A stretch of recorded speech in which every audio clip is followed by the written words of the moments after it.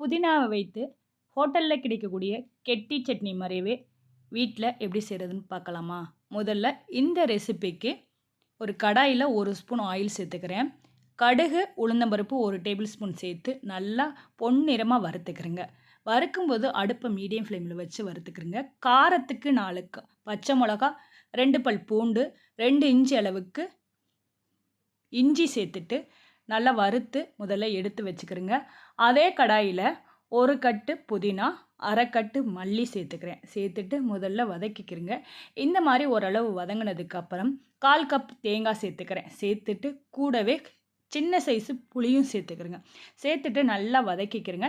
இந்த மாரி வதங்கவும் ஸ்டவ்வ ஆஃப் பண்ணிட்டு ஆற விட்டுருங்க. மிக்ஸி ஜார்ல முதல்ல கடலை பருப்பையும், உளுந்தையும், பச்சை மிளகாயும் சேர்த்து அரைத்ததுக்கப்புறம் இந்த இதையும் சேர்த்து நல்லா மையா அரைச்சிட்டு தாளிப்பு சேர்த்துக்கலாம். கடுகு, உளுந்தம் பருப்பு, கருவேப்பிலை சேர்த்து தாளிப்பு பொரிஞ்சதும் சட்னியோட சேர்த்து சர்வ் பண்ணுங்க. சூப்பரா இருக்கும்.